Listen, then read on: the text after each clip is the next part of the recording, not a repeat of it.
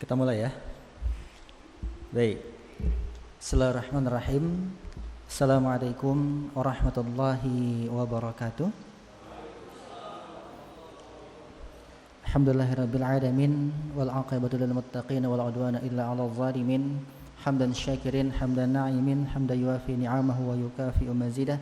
Ya Rabbana lakal hamdu kama yanbaghi li jalali wajhikal karim wa 'azimi sultanik. فرضينا بالله ربا وبالإسلام دينا وبمحمد نبيا ورسولا اللهم انفعنا بما علمتنا وعلمنا ما ينفعنا اللهم لا سهل إلا ما جعلته سهلا وأنت تجعل الصعب إن شئت سهلا ربنا هب لنا من أزواجنا وذرياتنا قرة أعين واجعلنا للمتقين إماما وصلاة وسلاما دائمين متلازمين بدوام ملك الله على حبيبنا المصطفى سيدنا المجتبى محمد بن عبد الله صلى الله عليه وسلم وعلى آله وصحبه ومن تبعهم بالهدى إلى يوم القيامة وبعد.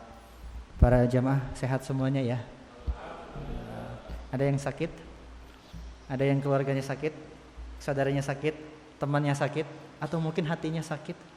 Kita doakan segera mendapatkan kesembuhan dari Allah Subhanahu wa taala. Kita haturkan salawat teriring salam kepada junjungan kita Nabi besar Muhammad sallallahu alaihi wasallam. Semoga kita selaku umatnya bisa istiqomah menjalankan sunnah-sunnahnya. Semoga kita bisa bersama-sama beliau di Firdaus al-A'la dan semoga kita bisa mendapatkan syafaatul uzma di akhirat kelak. Dan Rasulullah sallallahu alaihi wasallam bersabda, orang yang paling dekat denganku di akhirat nanti, dalam riwayat yang lain, orang yang paling layak mendapatkan syafaat dariku adalah orang yang paling banyak bersalawat atas namaku. Semoga kita semua termasuk dalam umatnya yang senantiasa bersalawat, senantiasa mencintai dan mengikuti Nabi Shallallahu Alaihi Wasallam dalam kehidupan kita sehari-hari. Bapak Ibu jamaah yang dirahmati oleh Allah Subhanahu Wa Taala, temanya cukup menarik ya. Temanya itu menjalani kehidupan sehari-hari sesuai ajaran Islam. Masya Allah. Oke, saya mau tanya dulu. Insya Allah kita seorang muslim dan muslimah ya. Agama kita apa? Islam. Sekarang saya tanya, Islam itu artinya apa? Ayo. Selamat. Ada yang lain? Al-Islamu alaikum warahmatullahi wabarakatuh atau Assalamualaikum warahmatullahi wabarakatuh? Assalamu. Berarti yang selamat itu bukan Islam. Yang selamat itu adalah Assalam. Assalam itu berasal dari kata-kata salima yaslamu yang artinya selamat. Maka dalam greeting, dalam mengucapkan suatu sambutan, kita ucapkan Assalamu alaikum. Segala keselamatan, ya, salima yaslamu salaman. Terus Islam itu apa? Islam itu dari kata-kata aslama yuslimu. Jadi bukan salima yaslamu ya, tapi aslama yuslimu islaman. Apa artinya Islam? Islam itu artinya tunduk dan patuh serta berserah diri kepada Allah Subhanahu wa taala. Itu arti dari Islam.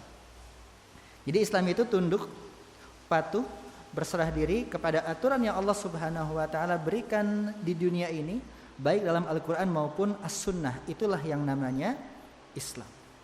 Nah, barang siapa menjalani kehidupan dengan Islami atau barang siapa masuk ke dalam dinul Islam, maka dia akan mendapatkan as-salam, keselamatan, baik di dunia maupun di akhirat. Tidak salah ketika kita mengatakan bahwa Islam itu agama keselamatan. Betul, karena barang siapa yang senantiasa tunduk, patuh, taat dan berserah diri kepada Allah, maka dia akan mendapatkan keselamatan. Makanya kan kata Nisa Sabian itu ya, Dinus Salam ya. Lagunya tahu ya? Yang gitu loh. Dinus Salam adalah agama yang penuh dengan keselamatan. Ketika kita berbicara mengenai aturan Islam atau kehidupan kita sehari-hari yang sesuai dengan aturan Islam, maka kita akan kembali ke dua hal. Rasulullah SAW bersabda, "Taraktu fikum amroini." Aku tinggalkan untuk kalian dua hal. In tamassaktum bihima lan tadillu abadan. ketika kalian berpegang teguh kepada dua hal ini yang aku tinggalkan untuk kalian, kata Rasul, maka kalian tidak akan tersesat. May yahdihillahu fala mudhillalah. Kalau berpegang teguh kepada dua hal ini, maka kita nggak akan tersesat, kita nggak akan kebingungan, kita nggak akan salah jalan, kita nggak akan salah arah. Walaupun kuota habis gitu ya. Katanya kalau malu bertanya, tanya Google sekarang katanya gitu. Apa itu? Sunnatullah, kitabullah wa sunnatu rasulih. Kitabullah Al-Quran dan sunnah Rasul sallallahu alaihi wasallam. Dua hal ini menjadi pedoman utama bagi kita seorang muslim untuk menjalani kehidupan kita sehari-hari. Ketika kita berpegang teguh kepada dua hal ini, kepada Al-Quranul Karim dan juga kepada sunnah nabawiyah, maka kehidupan kita akan berjalan dengan sangat luar biasa. Bukan hanya berjalan dengan baik, tapi dengan penuh dengan keberkahan dan kebaikan. Ketika berpegang ke dalam dua hal ini. Yang pertama adalah Al-Quran. Al-Quran merupakan kalamullah al-munazzal an-nabi sallallahu alaihi wasallam al-mu'jiz bilafzihi wal muta'abbad bitilawatihi al-manqul ilaina bitawatur. Sebagaimana yang dulu pernah saya sampaikan ya, kalau nggak salah di sini di pertemuan pertama kita, bahwa Al-Quran itu adalah kalamullah yang Allah turunkan kepada Nabi Muhammad, yang kita ketika membacanya setiap hurufnya dihitung sebagai 10 kebaikan. Kemudian juga dia itu sebagai mukjizat terbesar bagi Nabi Shallallahu Alaihi Wasallam, serta dipastikan keautentikannya, yang merupakan apa? Hudal linnasi wa bayyinatin minal huda wal furqan, sebagai petunjuk. Alif lam mim dzalikal kitabu la raiba fihi hudan lil muttaqin, sebagai petunjuk bagi orang-orang yang bertakwa. Maka ketika kita berpegang teguh kepada Al-Quran, kita berpegang teguh kepada arahan Allah Subhanahu wa taala. Nah, Al-Quran itu adalah hukum Allah Subhanahu wa taala. Al-Quran berisi beberapa hal. Ada di antaranya kisah-kisah. Ada di antaranya mengenai keimanan, dan di antaranya mengenai apa? Mengenai hukum-hukum. Jika kita berpegang teguh kepada Al-Quran, maka kita akan selamat lurus terus. Namun demikian, dalam Al-Quran ada ayat yang terperinci, namun ada juga ayat yang masih umum, yang masih butuh penjelasan. Dijelaskannya di mana? Dijelaskannya dalam sunnah nabawiyah oleh Nabi Shallallahu Alaihi Wasallam. Contoh ayat yang berbunyi, wa aqimus shalah wa atuz zakah. Dirikanlah salat dan berikanlah zakat. Dirikan salat, iya, kayak gimana salatnya? Ya, dirikan salat, iya, kayak gimana? Dalam Al-Quran gak disebutkan tuh. Dalam hadis disebutkan, idza kumta ila salati fakabbir summa qra' ma tayassara minal Qur'an summa rka' hatta tatminal Qur'an, terus sampai dengan salam, sampai dengan tartib. Dijelaskan dalam hadis. Atau misalkan wa atuz zakah, bayarkan zakat. Iya, zakat itu apa? Besarannya berapa? Ketentuannya bagaimana? Nah, itu dijelaskan dalam hadis. Jadi kita nggak bisa melepaskan satu di antara keduanya. Dua-duanya ini saling beriringan, dua-duanya saling berkaitan, yaitu Al-Quran dan Sunnah. Kalau Al-Quran, pertemuan lalu sudah kita jelaskan ya kurang lebih mengenai Al-Quran. Yang belum ikut atau belum dengar bisa diputar kembali. Ada rekamannya kalau nggak salah ya. Rekaman YouTube-nya ada, bisa diputar kembali mengenai penjelasan mengenai Al-Quran. Sekarang saya ingin membahas lebih rinci mengenai sunnah nabawiyah, mengenai sunnah yang akan kita jadikan sebagai tuntunan dalam kehidupan kita sehari-hari. Sunnah itu secara arti adalah apa? Ma sadara an Nabi sallallahu alaihi wasallam min qaulin aw fi'lin aw taqririn. Apa-apa yang datang dari Nabi sallallahu alaihi wasallam, baik berupa perkataan maupun perbuatan maupun berupa sikap. Ini makna sunnah secara umum. Namun demikian Bapak Ibu, makna sunnah itu sebenarnya banyak. Banyak orang dalam tanda kutip ya, terlalu membatasi makna sunnah itu lawan dari bid'ah. Enggak sunnah mesti bid'ah, enggak mesti. Karena makna sunnah ini banyak Bapak Ibu. Ada orang yang mungkin ya terlalu membatasi ya. Sunnah itu lawannya bid'ah. Kalau enggak sunnah mesti bid'ah. Ini enggak ada sunnahnya mesti bid'ah. Tar dulu. Kita ketahui dulu makna sunnah. yang akan kita jadikan sebagai pedoman dalam hidup kita. Makna sunnah yang pertama adalah ketentuan atau ketetapan. Dalam kalimat sunnatullah, walan tajid li sunnatillahi tabdila. Sunnatullah itu artinya apa? Ketetapan Allah, ketentuan Allah. Contohnya apa? Al-haq dan al-batil, kebaikan dan keburukan itu akan terus berperang sampai hari kiamat. Itu sunnatullah, seperti itu. Orang berbuat kebaikan akan dibalas dengan kebaikan, itu sunnatullah. Allah tetapkan seperti itu. Hal jazaa'ul ihsan illal ihsan. Tidak ada balasan untuk kebaikan kecuali kebaikan itu sendiri. Itu sunnatullah. Barang siapa beribadah mendapatkan pahala, mendapatkan kebaikan dan akan diganjar dengan kenikmatan. Itu sunnatullah, ketetapan Allah. Barang siapa berbuat dosa, kemaksiatan, maka dia akan diganjar dengan hukuman, diganjar dengan siksaan. Itu juga sunnatullah. Jadi makna sunnah yang pertama itu adalah apa? Sunnatullah, ketetapan. Itu makna sunnah yang pertama. Makna sunnah yang kedua adalah jalan hidup. Ini makna sunnah yang kedua. Artinya apa? Sesuatu yang Rasul ambil sebagai jalan hidupnya. Diambil dari mana? Dari sabda Nabi Shallallahu Alaihi Wasallam, an-nikahu sunnati. Nikah itu adalah sunnahku. Sunnah di sini apa? Sunnah di sini artinya jalan hidup yang Rasul pilih. Rasul itu menikah, gitu loh. Faman raghiba an sunnati falaisa minni. Barang siapa yang tidak suka dengan jalan hidupku, dengan sunnahku ini, maka bukan bagian dari golonganku. Itulah kenapa Rasul sallallahu alaihi wasallam Rasulullah sallallahu alaihi wasallam anit tabattul nahyan syadidan. Rasul itu melarang untuk menjomblo seumur hidup, nahyan syadidan, dengan larangan yang keras. Jadi tidak mau menikah sama sekali, membujang seumur hidupnya. Kalau laki-laki membujang ya, kalau perempuan apa ya? Saya agak bingung juga nih. Kalau laki-laki kan bujangan, kalau perempuan apa? Menggadis gitu ya. Agak susah juga nih. Pokoknya kalau tidak mau menikah tanpa alasan yang syar'i itu dilarang sama Rasul. Kenapa? Karena pernikahan itu salah satunya selain perintah juga merupakan jalan hidup Nabi yang harus kita teladani. Jadi jalan hidup. Ini juga namanya sunnah. Sunnah juga Bapak Ibu artinya perjalanan hidup. Kalau tadi jalan hidup yang Rasul ambil, Rasul pilih. Sunnah yang ketiga ini artinya apa? Perjalanan hidup, atau yang biasa disebut sebagai sirah. Maka sering kita dengar sirah nabawiyah, yaitu sunnah nabawiyah, perjalanan hidup Nabi Shallallahu Alaihi Wasallam berdasarkan timeline, berdasarkan waktu. Tahun 1 Hijriah Rasul kenapain sih gitu? Ada peristiwa apa sih? Nah itu namanya sirah. Pertama kenabian Rasul itu peristiwanya apa sih? Rasul itu menikah pada usia berapa sih? Dilahirkan di mana sih? Itu namanya sirah. Urutan kehidupan atau perjalanan hidup. Sunnah juga bisa diartikan sebagai sesuatu yang dianjurkan. Ini berkaitan dengan hukum fikih yang 5. Ada wajib, sunnah, mubah, makruh, haram.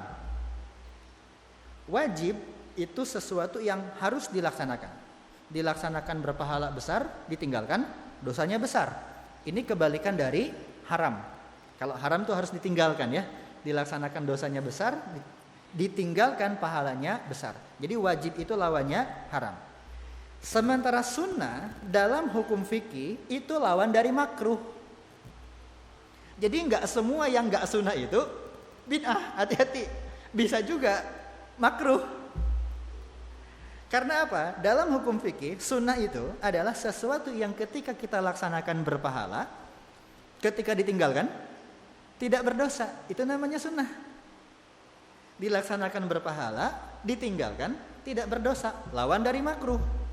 Kalau makruh itu ditinggalkan berpahala, dilaksanakan tidak mengapa. Nah itu lawannya, gitu loh.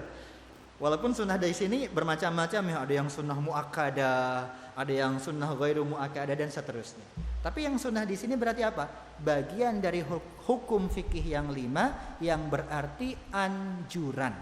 untuk dilaksanakan. Contoh, rawatib hukumnya apa? Sunnah. Berarti apa? Dianjurkan untuk dilaksanakan. Salat duha hukumnya apa? Sunnah. Berarti dianjurkan untuk dilaksanakan. Kalau kita nggak salat duha, dosa nggak? Enggak. Karena memang hukumnya sunnah, anjuran. Tapi kalau kita salat maka lebih baik karena mendapatkan pahala. Nah, ada juga sunnah itu adalah sesuatu yang sesuai dengan tuntunan Nabi. Nah, ini baru lawan dari bid'ah.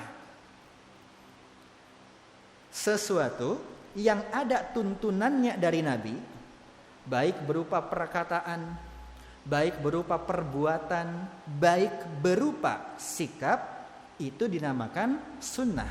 Maka memang kita beramal sesuai dengan sunnah. Saya sebutkan tadi tuntunan, bukan hanya contoh. Karena lagi-lagi ada orang salah kaprah memahami sunnah itu adalah yang dicontohkan Nabi. Yang gak dicontohkan Nabi berarti bid'ah. Tar dulu, pahami betul-betul.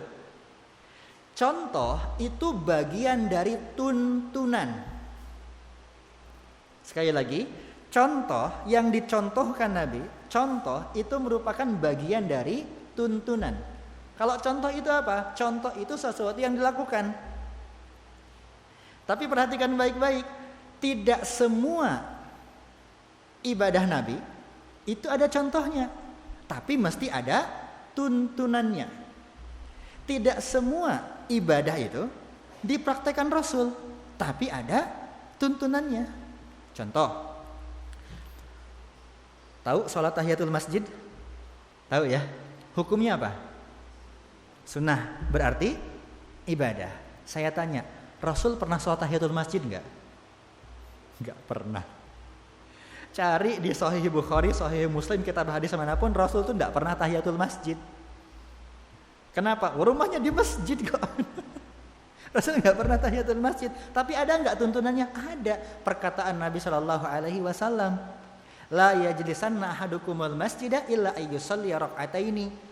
Hendaknya seseorang tidak duduk di masjid kecuali sholat dulu 2 rakaat. Sebagai apa? Tahiyatan lil masjid, penghormatan untuk masjid. Ada berarti tuntunannya, walaupun Rasul tidak mempraktekannya. Bapak Ibu tahu puasa Yaumu Asyura 10 Muharram, tahu? Hukumnya apa? Sunnah kan? Ada tuntunannya? Ada. Rasul juga melaksanakan tanggal 10 Muharram. Pahalanya menghapuskan dosa setahun yang telah lalu. Tahu nggak sunnah yang lain selain 10 Muharram? Ternyata ada sunnah untuk puasa sehari sebelumnya atau sehari setelahnya. Itu sunnah. Itu sunnah. Rasul melakukan nggak? Enggak. Loh, kok nggak lakukan Rasul? Gini lah ceritanya. Rasul itu ketika ke Madinah mendapati orang-orang Yahudi itu puasa tanggal 10 Muharram. Mereka puasa tanggal 10 Muharram. Rasul nanya, kenapa kalian puasa tanggal 10 Muharram seperti yang kami lakukan? Apa kata orang Yahudi? Ini merupakan kebiasaan kami turun-temurun. Di tanggal 10 Muharram kami diselamatkan oleh Musa dari Fir'aun, kata orang-orang Yahudi. Jadi Bani Israel itu diselamatkan oleh Musa dari kejaran Fir'aun pada tanggal 10 Muharram. Dan mereka memperingatinya dengan puasa. Nabi itu tidak suka menyerupai orang-orang Yahudi. Maka apa kata Rasul kepada para sahabat? Nanti kalau tahun depan kita ketemu 10 Muharram lagi, kita berpuasa sehari sebelumnya juga atau sehari setelahnya juga.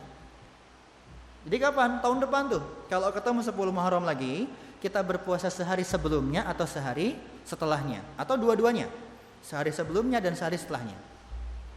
Ternyata tahun depan nggak ketemu. Kenapa? Rasul keburu wafat. Rasul melaksanakan nggak puasa sehari sebelumnya, setelahnya? Enggak. Berarti Rasul nggak contohkan, tapi ada tuntunannya. Maka tuntunan ini lebih luas dari sekedar contoh. Dan beberapa ulama menyatakan bahwasanya tuntunan itu juga yang difahami oleh para sahabat, para tabi'in, tabi'ut tabi'in maupun para imam mazhab kita, para ulama sebagai tuntunan untuk kita beribadah. Jadi mohon maaf, jangan terlalu disempitkan. Semua yang nggak ada di zaman Rasul itu bid'ah, nggak gitu konsepnya, gitu loh. Ya, makanya ada yang memahami sholawat hanya boleh seperti yang hadis, ada yang memahami seperti itu. Ada juga boleh yang memperbolehkan sholawat itu dengan sholawat yang lain. Yang penting maknanya bagus, ada yang berpendapat seperti itu.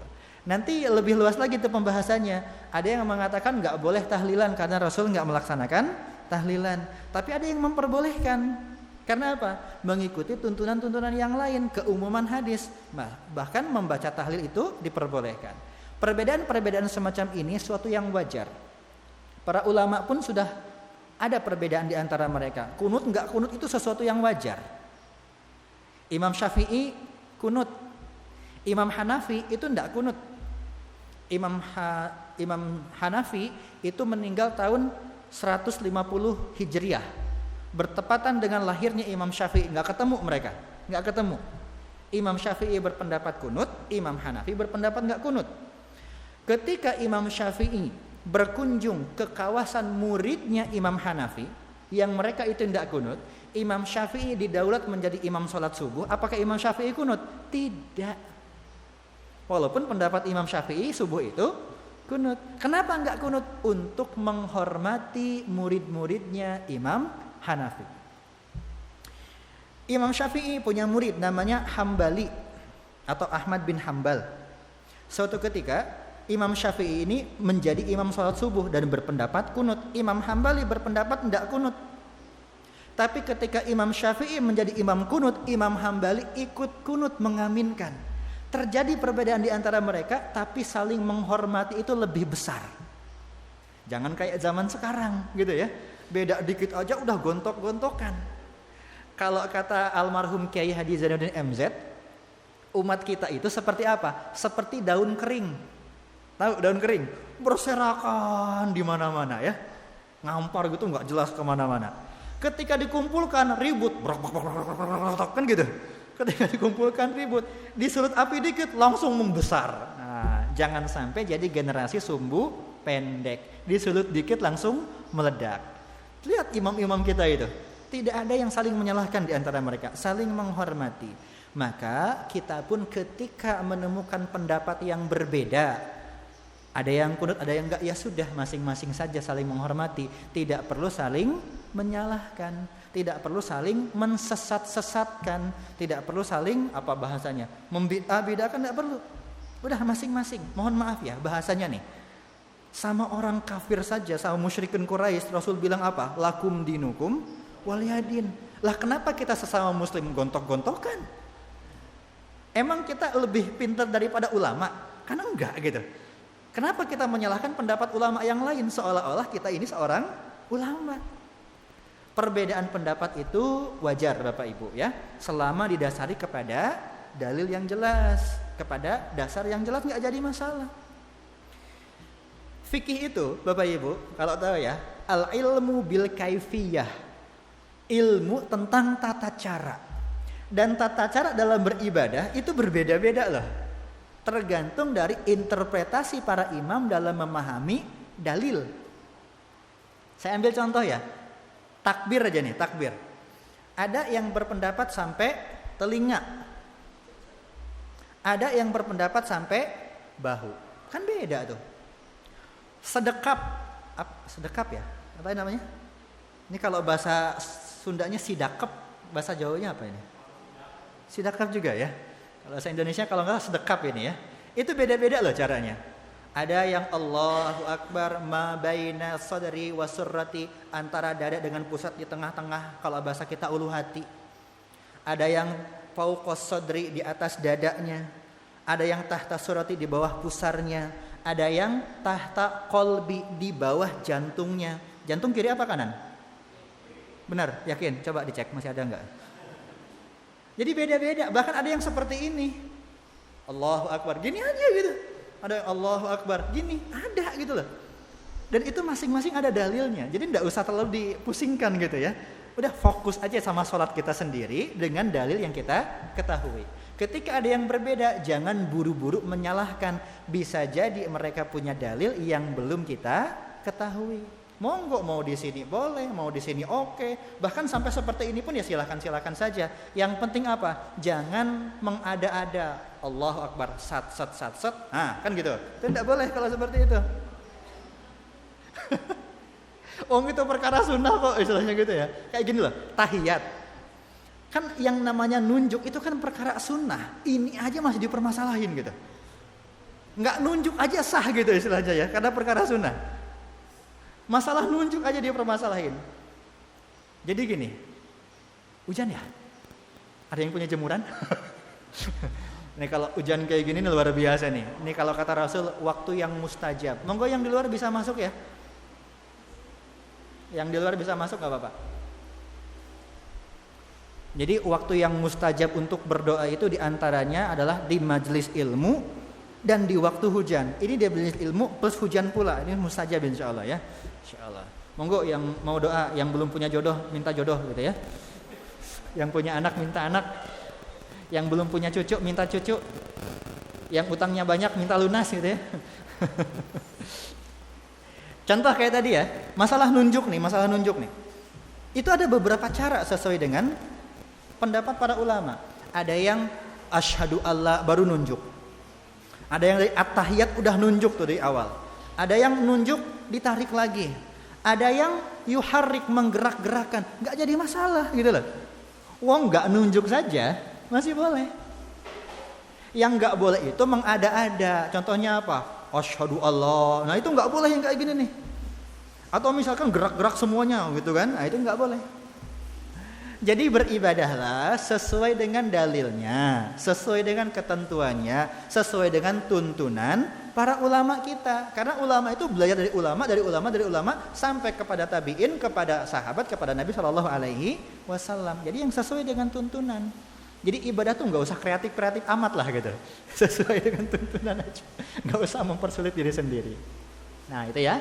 Jadi sunnah itu bisa berarti apa? Bisa berarti yang ada tuntunan dari Nabi. Selain sunnah juga artinya adalah dalil ya. Dalil Al-Quran dan As-Sunnah, itu dalil. Nah, lantas bagaimana kita menjalani kehidupan sesuai dengan ajaran Islam? Ini ngomong-ngomong sampai jam berapa kita nih? Sampai asar ya? Sampai jam berapa? 45, oke. Bagaimana kita menjalani kehidupan sesuai dengan ajaran Islam, sesuai dengan Al-Quran dan As-Sunnah. Lebih tepatnya lagi, kita mengambil dasar dari Al-Quran dijelaskan dengan As-Sunnah. Perlu dipahami Bapak Ibu, tadi kita sampaikan bahwa yang namanya sunnah itu sesuatu yang bersumber dari Nabi SAW. Baik berupa perkataan, maupun perbuatan ataupun sikap.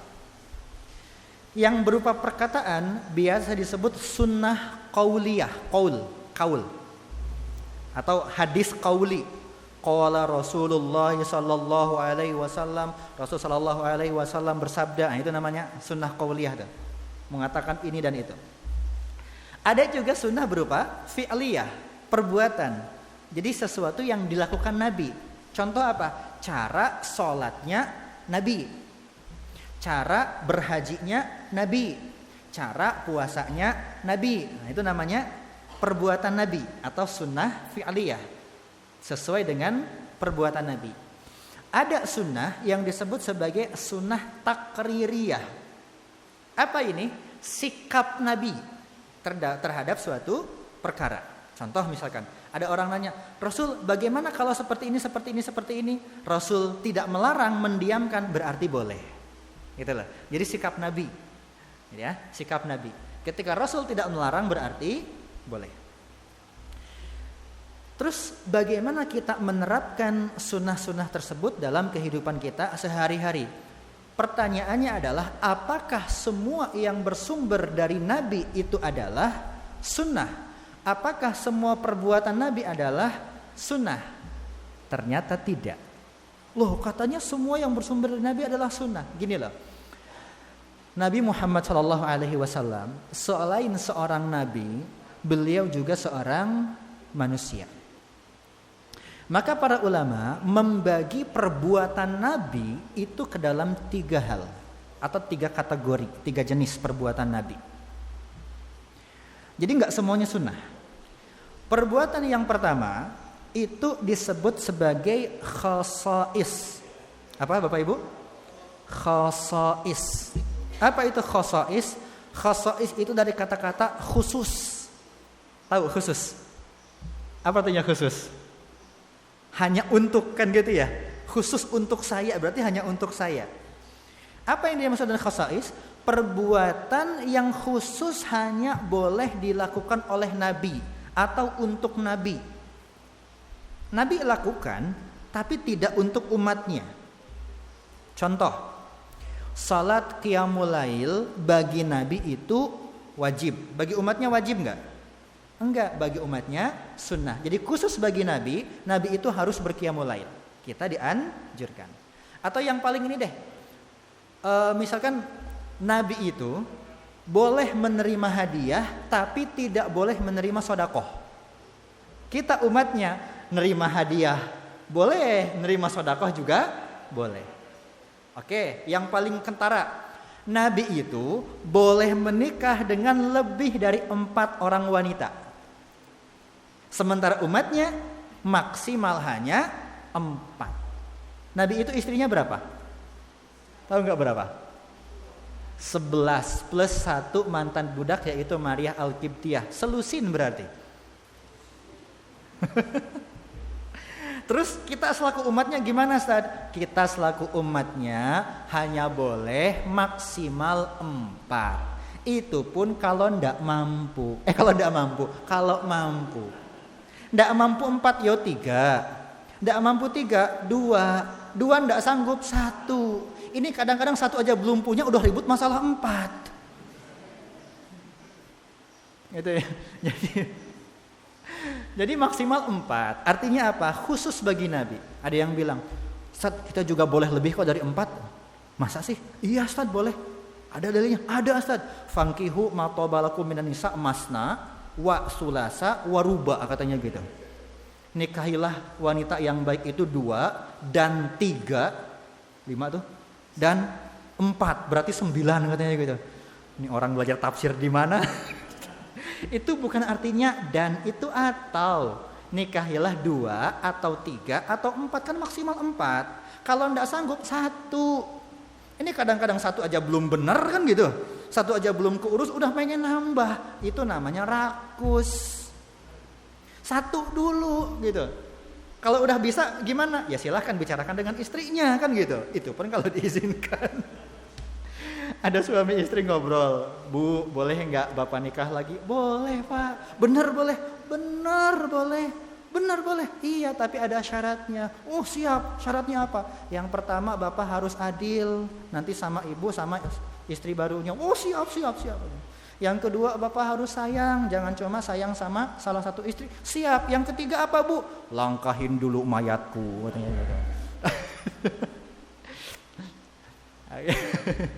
Kalau masalah ngomong poligami ada yang senyum, ada yang cemberut biasanya gitu ya. Yang senyum sebelah sini, yang cemberut sebelah sana gitu ya. Saya nggak lanjutin Bu, santai ya. Jadi gitu, artinya hanya khusus bagi Nabi, itu namanya khasais. Nah, ada juga yang namanya jabaliyah. Yang kedua nih. Apa itu jabaliyah? Jabaliyah itu adalah perbuatan Nabi yang Nabi lakukan bukan dalam rangka beribadah. Dan memang tidak diajarkan kepada kita harus melaksanakannya. Bukan tuntunan untuk kita. Kenapa? Karena Nabi melakukan hal tersebut sebagai seorang manusia biasa. Sebagai makhluk sosial, sebagai masyarakat. Contoh apa? Contoh misalkan cara jalan Nabi. Nabi itu kalau jalan itu agak membungkuk ke depan. Kenapa? Karena Nabi jalannya tegap cepat, brek. Itu cara jalan. Kan cara jalan orang masing-masing ya. Ada yang santai, ada yang bruk. Ada yang gitu ya. Ada juga apalagi ketika berkaitan dengan perut yang semakin membesar, kan jalannya beda tuh. Nah, itu cara jalan masing-masing. Atau misalkan gini Bapak Ibu. Contohnya adalah cara berpakaian Nabi. Nabi itu pakai imamah ya, pakai sorban, pakai gamis, pakai jubah gitu. Kenapa? Karena memang cara berpakaian pada waktu itu di Mekah seperti itu. Kalau di kita misalkan mau sholat pakai apa? Pakai peci, pakai sarung kan gitu ya. Itu cara berpakaian kita di sini. Masyarakat biasanya memakai seperti itu. Nah di Mekah pada waktu itu masyarakat pakai apa? Pakai sorban, pakai jubah, pakai gamis gitu. Termasuk Abu Jahal, Abu Lahab dan lain-lain. Jadi mohon maaf kalau kita bangga karena pakai sorban, karena pakai gamis, Abu Lahab juga pakai. Gitu loh. Termasuk contohnya apa lagi ya? Contohnya seperti rambut Nabi. Rambut Nabi itu nggak cepak. Rambut Nabi itu nggak pendek. Rambut itu panjang sampai sebahu. Ya, sampai sebahu. Tapi Nabi memasukkannya ke dalam imamah jadi rapi. Nah, misalkan ada orang maksa, rambut ente kenapa gondrong sesuai sunnah Nabi katanya gitu. Itu bukan sunnah, itu jabaliyah. Boleh nggak rambut panjang? Boleh, asal tidak bertabrakan dengan norma yang berlaku di masyarakat atau aturan yang berlaku. Contoh, institusi misalkan polisi lah katakan atau misalkan ABRI, itu kan ada ketentuannya.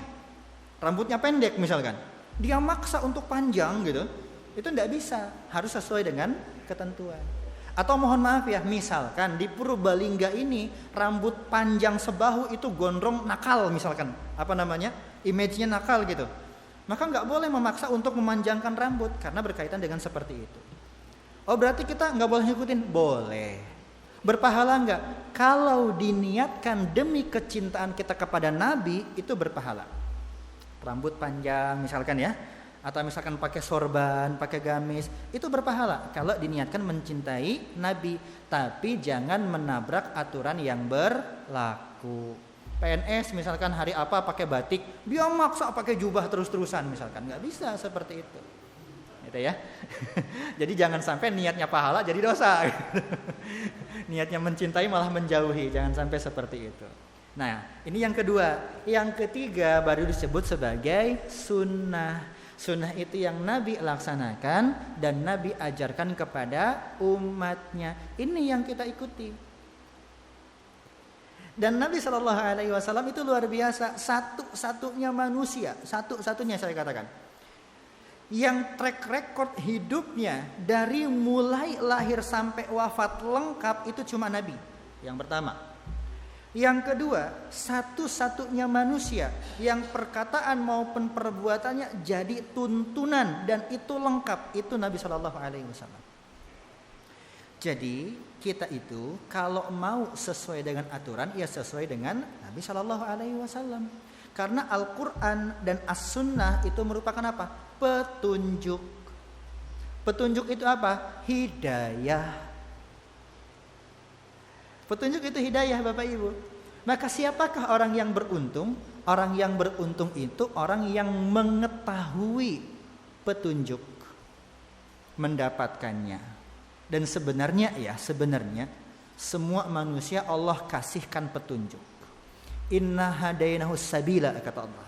Tapi lagi-lagi manusia itu yang memilih imma syakira wa imma kafura.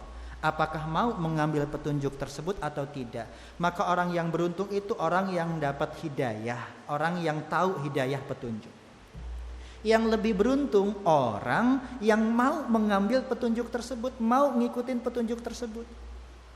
Kalau nggak mau ngikutin, dijamin. Kalau nggak sesuai aturan, dijamin kacau.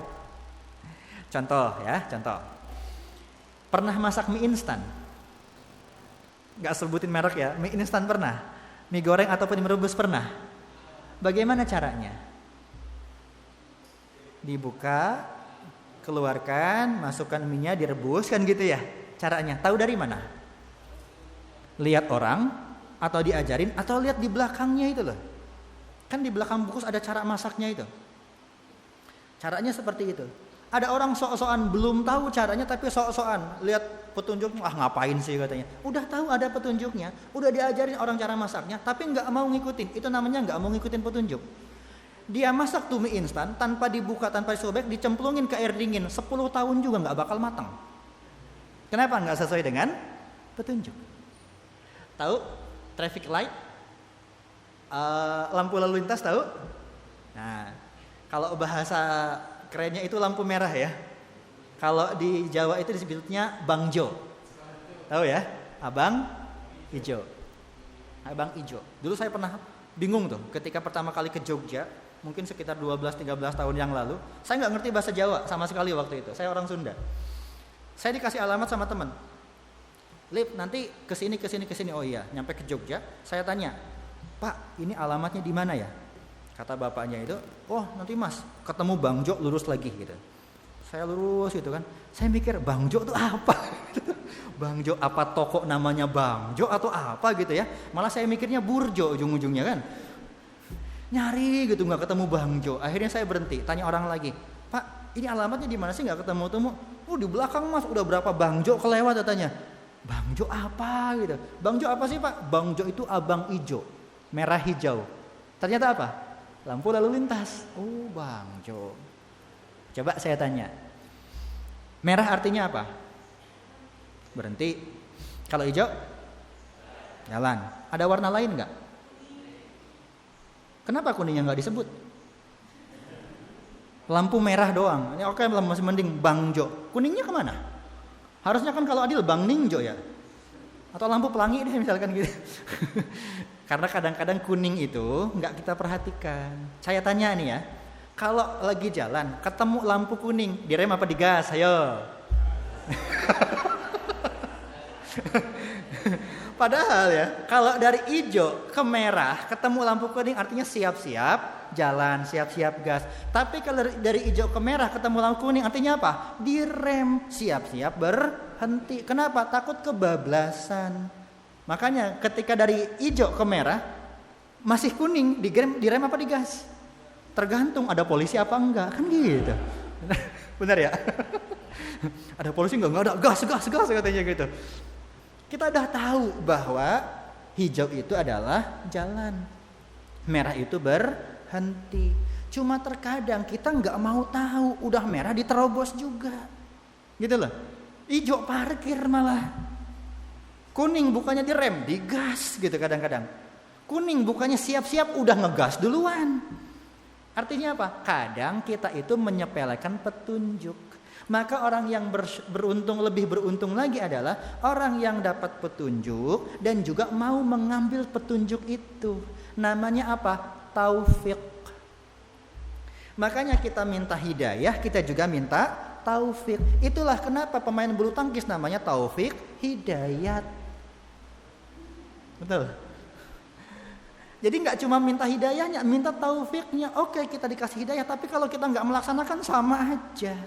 Nah, hidayah itu adalah petunjuk dalam Al-Quran dan As-Sunnah. Orang tahu Al-Quran itu baik, orang tahu Sunnah itu baik, tapi nggak mau dilaksanakan, nggak dapat taufik, ini namanya. Makanya Allah berfirman, "Wa man yuridillahu ayyahdiyahu yashrah sadrahu lil Islam." Barang siapa yang Allah ingin berikan kepadanya hidayah, dia pengen diberikan hidayah petunjuk oleh Allah, maka hatinya akan dibuka, dadanya akan dilapangkan untuk menerima keislaman. Islam itu apa? Al-Quran dan As-Sunnah. Gitulah. Makanya kita ini berharap kepada Allah supaya dibukakan hati kita untuk mengikuti ajaran Allah dan Rasulnya. Kenapa? Karena gini Bapak Ibu, Allah Subhanahu wa ta'ala berfirman, Rasul bersabda, hukum ini, hukum itu, ketentuannya ini, ketentuan itu semata-mata untuk kebaikan manusia. Benar, untuk kebaikan kita semua. Allah melarang ini ternyata untuk kebaikan kita. Allah memerintahkan itu ternyata untuk kebaikan kita. Jadi kalau misalkan kita nggak mau ngikutin aturan tersebut, dijamin hidup kita nggak akan baik-baik saja. Semua yang Allah berikan, semua yang Rasul ajarkan itu untuk kebaikan kita. Dan luar biasanya, mohon maaf ya, hanya agama Islam yang penganutnya, yang orang beriman kepada Allah Subhanahu wa ta'ala, yang punya aturan dari mulai bangun sampai dengan tidur, itu ada aturannya. Ada tuntunannya, ada ajarannya, ada tata caranya. Dari mulai bangun sampai tidur lagi ada caranya. Dari mulai bangun kata Rasul, kalau seseorang itu tidur, itu diikat dengan beberapa ikatan. Dan akan lepas yang pertama dengan dia bangun, yang kedua dengan dia membaca doa, itu ada tuntunannya tuh. Yang ketiga lepas dengan dia berwudu, dan yang keempat lepas dengan dia sholat. Kalau ikatan ini tidak dilepas, ikatan setan ini tidak dilepas, maka sehari-hari dia akan malas. malas bekerja, malas beraktivitas, atau minimalnya malas beramal solih, malas beribadah. Ada caranya. Ketika kita bangun kita berdoa, alhamdulillahilladzi ahyana ba'dama amatana wa ilaihin nusur. Makan ada caranya. Kul mimma yalik. Makan yang dekat terlebih dahulu, jangan yang jauh diambilin, kan nggak sopan gitu. Ada caranya gitu. Minum ada caranya, dikasih supaya bagus gimana. 3 teguk terlebih dahulu, istirahat jangan gelek gitu. Ada caranya gitu loh.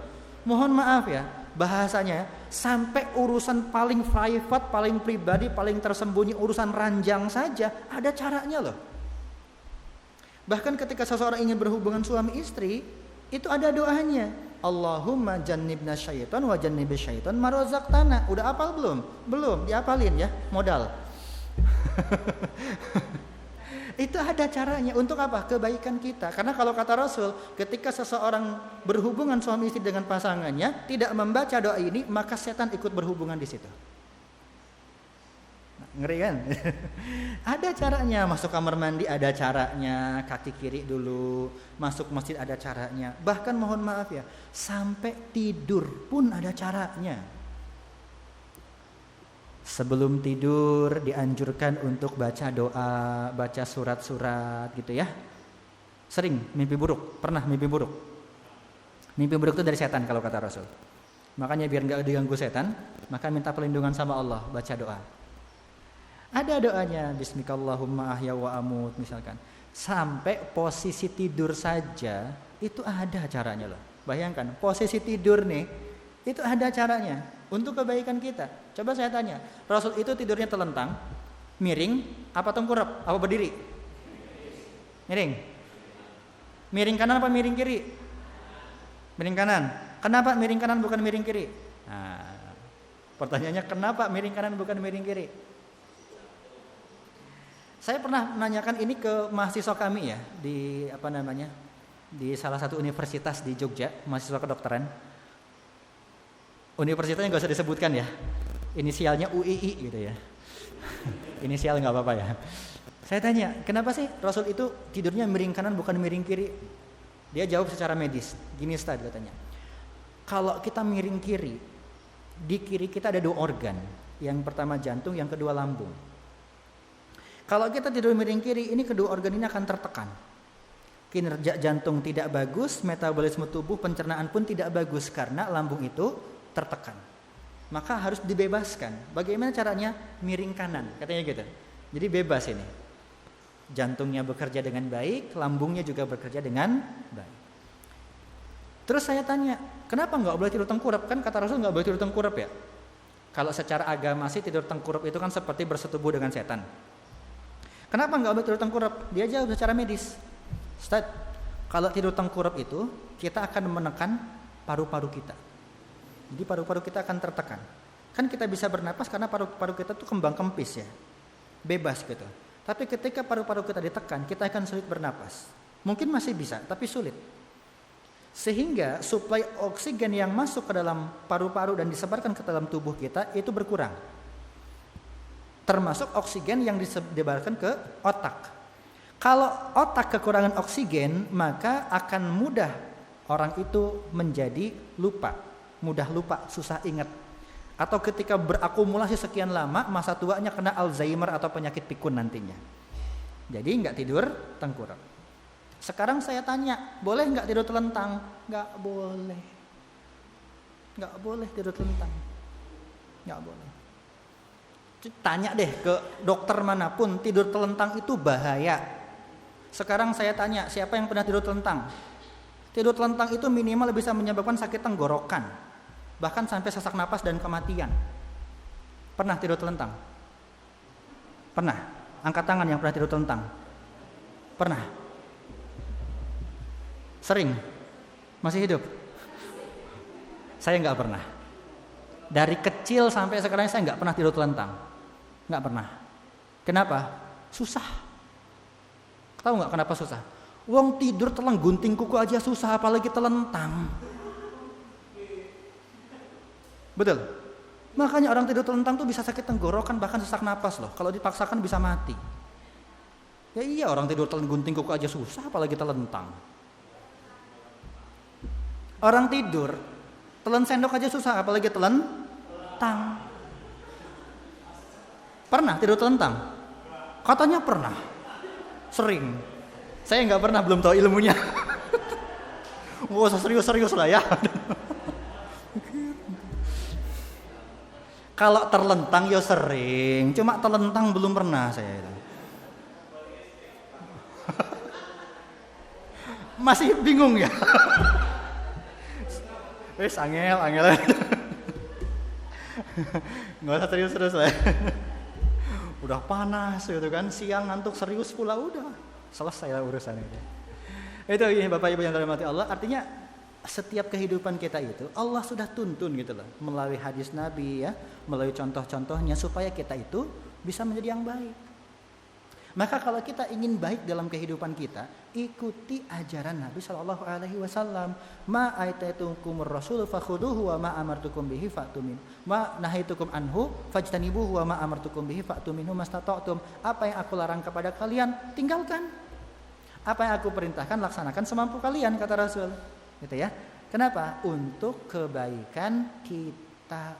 Gitu. Jadi segala sesuatu itu ada aturannya.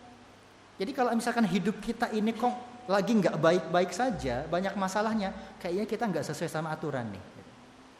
Mungkin karena kita nggak sesuai dengan aturan, kita jarang beribadah, atau ada beberapa hal yang mungkin kita kerjakan yang nggak boleh kita kerjakan. Itu penyebabnya yang menjadi hidup kita itu nggak baik-baik saja. Makanya kembalilah kepada aturan, kita laksanakan dalam kehidupan sehari-hari, insya Allah hidupnya mudah, hidupnya barokah, penuh dengan kebaikan, penuh dengan rahmat Allah Subhanahu Wa Taala.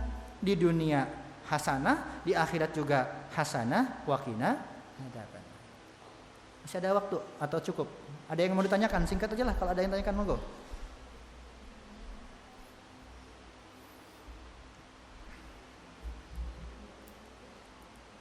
Tidak ada yang tanyakan? Ada yang mau tanya?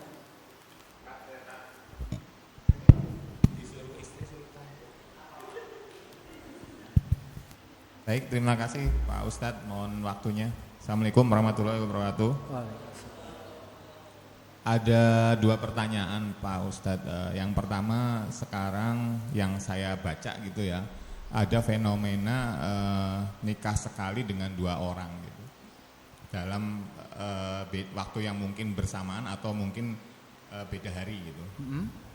Nah itu kalau seperti itu bagaimana ketika nikah dengan dua orang? Iya. Ketika bicara kemampuan adil dan tidak adilnya, kemudian izin dari istrinya misalnya gitu. Kemudian yang kedua adalah tadi ada 3 khusus, kemudian cara dan tuntunan. Nah ketika kita bicara itu misalnya kita misalnya menggunakan pakaian celana cingkrang misalnya gitu, kemudian berjenggot dan lain sebagainya. Nah ketika kita melaksanakan itu semua, tetapi mungkin yang tadi disampaikan misalnya dalam kaitannya dengan kebijakan institusi itu yang memungkinkan itu misalnya dilarang misalnya gitu. Nah itu kita mensikapinya seperti apa? Terima kasih Pak Ustadz. Assalamualaikum warahmatullahi wabarakatuh. Waalaikumsalam. Ini kalau masalah pernikahan sesuatu yang menarik untuk dibahas ya. Jadi betul, ada kemarin saya lihat beritanya, ada seseorang yang nikah langsung dengan 2 orang itu ya. Jadi gini Bapak Ibu, nikah niku syarat nipun mun kalih sinten.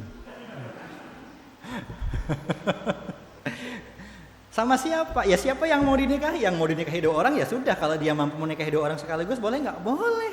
Yang penting 2 orang itu bukan kakak adik. Yang penting 2 orang itu bukan ibu dan anak. Kalau mau langsung 3, langsung 4, kalau mampu dan merekanya mau, ya silakan saja. Tapi harus mampu, kan gitu. Ini kadang-kadang kita nggak mampu, cuma sok-sokan mampu kan gitu, repot ujung-ujungnya. Makanya mampukan diri terlebih dahulu, 1 dulu deh gitu ya. 1 dulu, mampu nggak tuh, gitu kan? Jodoh sehidup semati. Sehidup semati, tahu sehidup semati? Pas hidup ya jodoh, udah mati pun jodoh di surga sana. Jangan sampai sehidup semati, lu mati gue hidup, gue mati lu mati. Jangan sampai seperti itu. Enak banget kalau seperti itu. Jadi kalau menikah dengan dua orang langsung boleh nggak? Ya boleh-boleh saja. Yang penting yang dinikahinya mau, yang menikahinya mampu. Gitu ya. Kalau nggak mampu, tambah huruf S di belakangnya. Itu ujung-ujungnya seperti itu nantinya. Kemudian yang kedua berkaitan dengan aturan ya. Gini, aturan itu kayak misalkan tadi, misalkan berjenggot. Kalau jenggot sih ada sunnahnya kalau nggak salah ya. Kata Rasulullah SAW, qasus syarib wa'ful lihya. Pendekkan kumis, biarkan jenggot. Tapi ya dibiarkan juga, jangan sampai nggak beraturan ya. Kalau betul-betul mau sesuai sunnah, ikuti Nabi. Maksudnya apa? Rapi gitu loh, menyenangkan. Ini kadang-kadang brewek kemana nggak jelas. Itu nggak nyunahin kayak gitu itu. Gitu loh. Terus bagaimana kalau misalkan ada aturan nih, misalkan di suatu institusi nggak boleh berjenggot, nggak boleh pakai sorban, nggak boleh pakai peci misalkan dan lain-lain. Gini, sekarang pertanyaan gini, aturan itu menghalalkan yang haram apa mengharamkan yang halal atau tidak? Aturan itu melanggar syariat atau tidak? Aturan itu mengacu kepada kemaksiatan atau tidak? Kalau tidak, ya berarti nggak apa-apa, harus diikuti. Karena tidak melanggar dengan syariat, berkaitan dengan peraturan institusi tersebut. Tapi kalau misalkan peraturan itu melanggar syariat, nggak boleh sholat, nah itu baru nggak bisa kita terima, misalkan gitu loh. Kecuali kalau misalkan kita ngotot mempertahankan, pokoknya saya harus berjenggot, pokoknya harus pakai jubah, harus pakai imamah. Kalau nggak boleh seperti itu saya keluar, ya silakan saja kalau mau seperti itu, gitu kan? Tapi memang sekali lagi aturan itu dilihat mana yang wajib kita taati, mana yang boleh tidak kita taati, gitu loh. Artinya kita harus memilih. Apakah tetap di institusi tersebut dengan mengikuti aturan yang memang tidak sesuai dengan tidak melanggar dengan syariat, atau kita ngotot dengan keinginan kita. Nah itu jadi pilihan nantinya. Intinya adalah selama aturan tersebut tidak melanggar syariah, tidak mengacu kepada perbuatan maksiat, tidak menuju kepada perbuatan dosa, maka peraturan tersebut harus ditaati. Kalau nggak mau taat ya berarti jangan di situ, gampangnya gitu aja sih. Jadi seperti itu, cukup ya. Baik, kalau cukup mungkin kita akhiri saja. Insya Allah kita bertemu di pertemuan yang akan datang. Kapan ya? Bulan depan ya? Desember ya? Iya. Baik. Semoga dimudahkan semuanya dalam menggapai kebaikan dari Allah Subhanahu wa taala, dimudahkan segala urusan, dan semoga kita semua bukan cuma kumpul di sini, tapi kita semua berkumpul di surga Firdaus al-A'la. Amin ya rabbal alamin. Aku qouli hadza astaghfirullah wa lakum, wabillahi taufiq wal hidayah wal inayah wal afu minkum, wallahu al-muwaffiq ila aqwamit thariq. Hadani Allah wa iyyakum ajmain. Assalamualaikum warahmatullahi wabarakatuh.